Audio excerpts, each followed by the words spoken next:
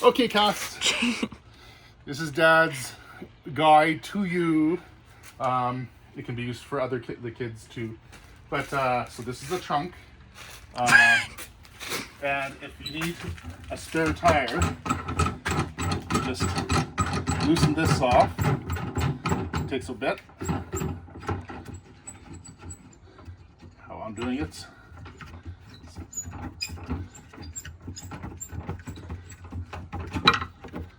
And there should be the spare tire there if you need it. Inside with the spare tire, which I think hopefully has enough, has lots of pressure. There is the tools in order to change the tire. This is to take the wheel nuts off.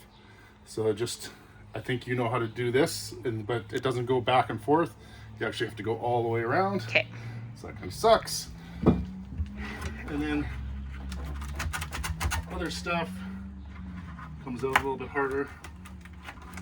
I think it does come out. Oh, this one actually you have to screw this off. Another screw off thing. Oh, lots of stuff unscrewing. That's okay. We're just making sure everything's all good.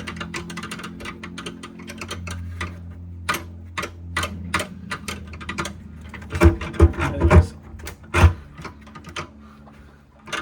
Wow. Go King, go. You always fast forward through these videos. I'll have it posted to YouTube. Please like and subscribe. Anyways, if you're at night, this will kind of really suck, but I shouldn't be driving at night, so that's good. if you have a friend, make sure you look out for you.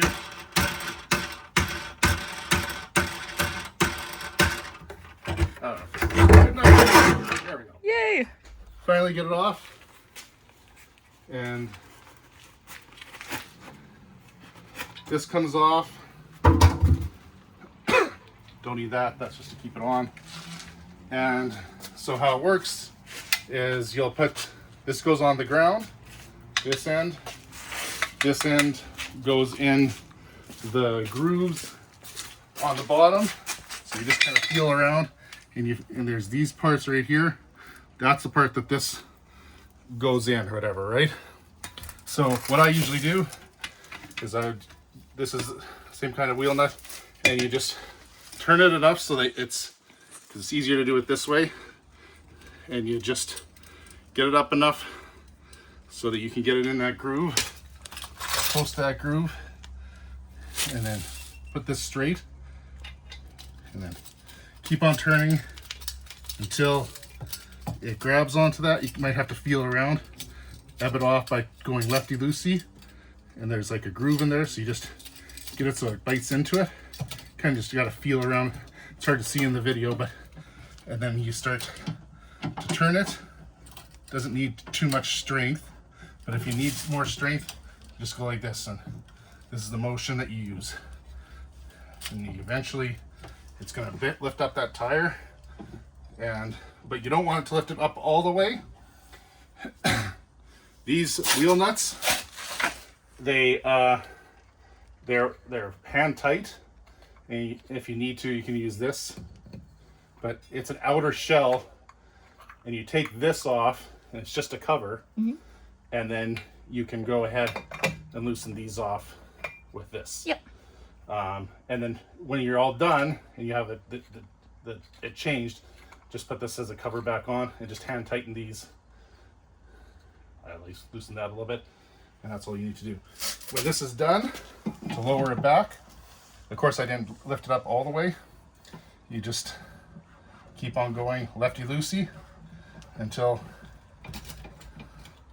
you feel it's all the way totally down. You can take it out, and then it's easier just to go left, left, left, left until you're all the way back down. And this will just, you'll end up putting this back. If you're really having trouble, you can have it loose and we can worry about it later. But you're gonna have to put that tire, this tire, if it's wrecked or needs it to be repaired, you have to put that back. But to put this all back together, this goes into it like this. Just press it all the way down. And then this, I gotta look here, goes into that hole at the top, right here. And just see where that is. Should be snug up. And then you just push that all the way down. Much easier to go back down. Yeah. Because this part right here, it just comes off because it's only meant to go on this bottom part. So much easier to go back down. Just hand tighten it, snug it up good. So it's not like, that's probably good enough. And then this pushes all the way in, and then all the way in here. Just so it's not moving around or bouncing around. And then tire goes in. Then I gotta see where that thing is. Snug it up. And then basically just do everything in reverse. But you can always refer back to this video if you need help. And this, just kind of push it down so it's kind of centered. Doesn't have to be perfect. Just enough to cover up the hole when this is down tight. It even says lefty loosey to remove or tighten. Or I guess just to remove.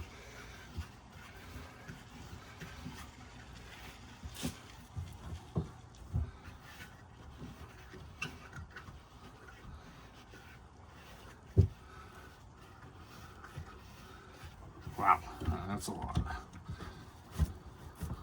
Beautiful. There we go. Remember, it took me quite a few Yeah. things to loosen it off. Doesn't have to be super tight when you get it. It's just like, there, I can't move it anymore. Good enough. Okay, so that's the stuff in the trunk. And gas. Just, you know how the gas cap works. There is no thing to attach it to there. It got destroyed. Used to be there. Just 3 clicks at least. And I've already got the hood unlocked, but there is a thing just right here for it. So that's easy to do. And so that's it. Sometimes this can kind of fall off, but it usually doesn't go very far, so just snap it back in. The other side's worse, but hasn't happened for a while. Windshield wipers, if you ever needed to change them, these ones, there's at the front, there's these 2 tabs. You press and hold really tight. I don't know if you can see it very well. You press and hold very tight. And then this, I'm not going to do it right now, but like it's these things right, these tabs right here. It looks like a power button if you look really close. But this, once you have these tightened, then this pops up. I'll try to do it. It's just, usually what I do with this is I'll turn the vehicle on and get them to face up. Oh, I see. Yeah. And then this, I'm not going to do it, but you hold these really tight and this pops up. Yeah, that makes sense. And then it's a J hook. You just Okay. take it out. This is kind of hard to see. I don't know if it's going to be, you just have to reach in and you just feel, you can push it up a bit. You're going to feel for something that's blocking where the car is holding the hood on. And here it is. It's on the left side. You can see where my hand is holding. And there's like a lever. And if I push it up, then I can... So that's where it is. And basically this thing holds this on.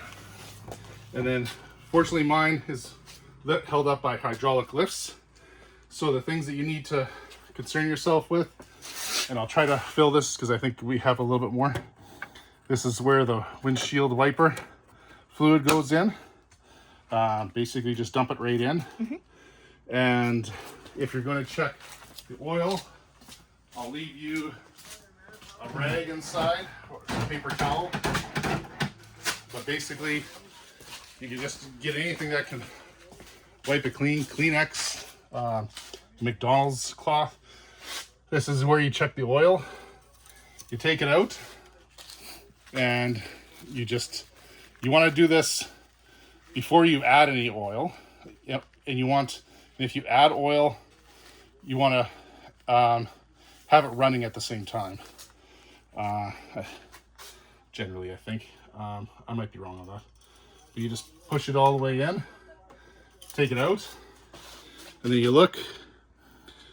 There's kind of a line. I can't see it very well, but there's a line there that you should be able to see after all these dots.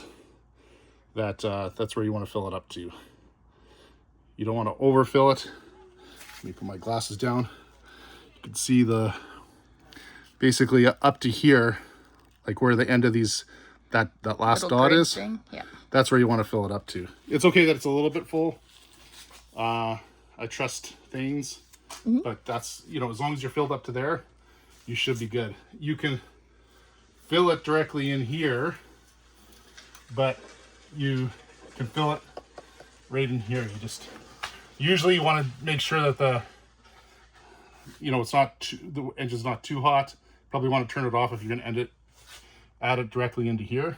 But you just pour the oil into there. Like I said, don't overfill it, but you just put the cap back on, start the vehicle back up, and then just check. Just to make sure the oil is running through the system.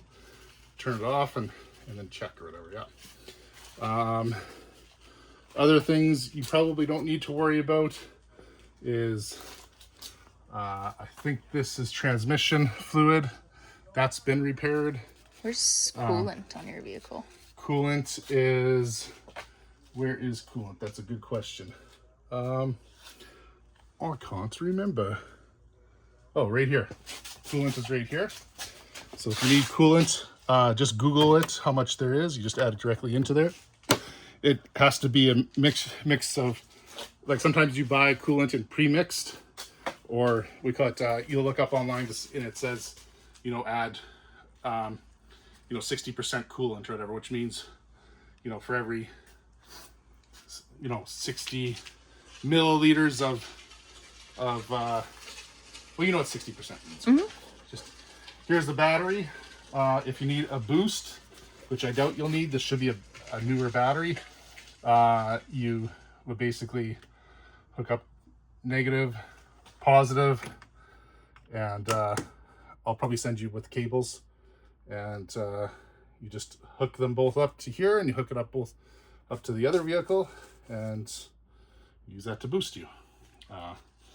And I can't really think of anything else. Any questions? I don't think so.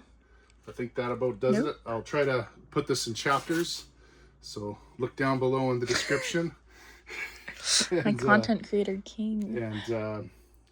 And remember, we call it hit that bell icon, because we really need that. I need those 2 views to push me up in the rankings. And yeah, this is DL signing off.